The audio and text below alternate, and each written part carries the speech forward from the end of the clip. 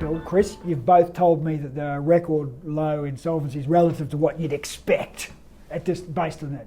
So if I'm a director of a company or a business person, insolvency practitioners are telling me that less people are going broke. Like, boo-hoo.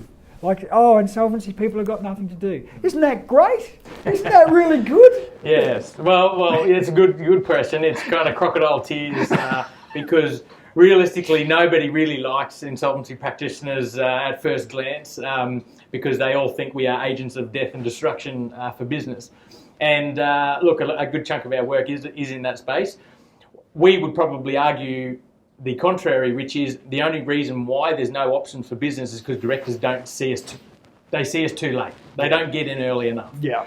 I think what directors probably missed the point about insolvency guys like Bill and myself is we're actually very highly skilled business men ourselves. We know how to navigate a big landscape in business. We're quite across a multitude of laws that the average director are not.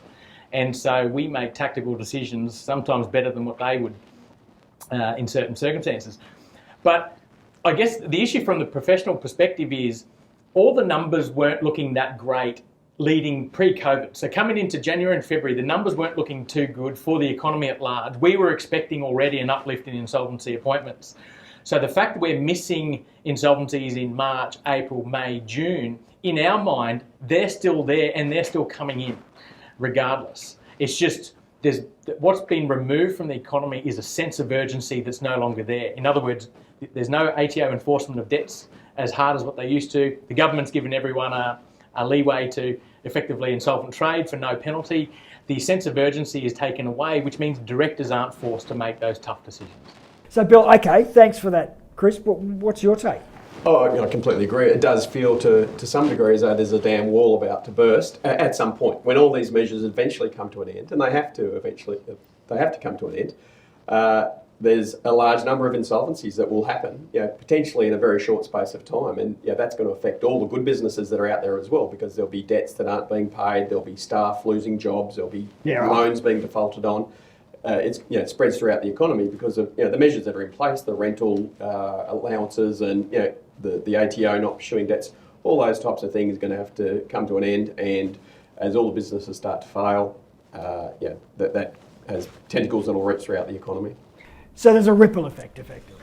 Absolutely. You're saying that. So it will take the good with the bad? Well, there's a risk of that. And a good director who's conscious of it and is looking out for those types of warning signs and is protecting himself from those failures that are inevitably going to happen, will be in a good position. So you think this is something that people miss? People say that there's a pressure valve. So Chris, you've been on record of talking of a tsunami of appointments potentially coming, and you're talking, Bill, of a dam wall that might break.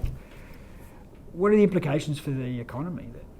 You can already start to see there's a change in goods supplied versus good purchased, and effectively the economies, in my view, I'm not an expert in economics, but it does come down to the consumer's confidence in wanting to spend money. Yeah, right. So if we are fearful as a consumer, we stop spending, which then drops your demand on goods, which then impacts your manufacturing and your imports, and it just, like what Bill said, it's a ripple effect. The supply chain gets affected. Okay. You'll have a lot of nervous credit managers out there who'll be very worried about extending credit to suppliers where there's risk of failures. So there'll be a clamp down on the entire economy. So you gum the place up.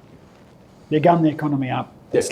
So no V-shaped recovery. No U, no J. No. Maybe a W. I think an this L. is an L. I think It's this is an an L-shaped recovery, and who knows where the uptick of after the L comes in. But here's the interesting thing, James, is in a free market economy, we have to let businesses fail because principally our role as insolvency practitioners, if you want to look at it from a conceptual perspective, is take the assets from a failed business and move them into a good business or something that has propensity for success. Yeah. And at the moment, that process is being hindered. We have to let businesses fail in order for other businesses to succeed. Yeah, and that's the secret of a free enterprise economy, is that some things will work and some won't, and you've got to let the economy decide and the market decide. Absolutely. And then as soon as the government started paying wages, we kind of became communist. No longer was the market dictating how it worked. It was now the Big Brother now dictating. And as I say, I think, and to round that off, I mean, it's a tough thing for government without going so particularly political. Is a lot of companies that were good, tourism, those places that were reliant. A level of government stimulus was the right decision.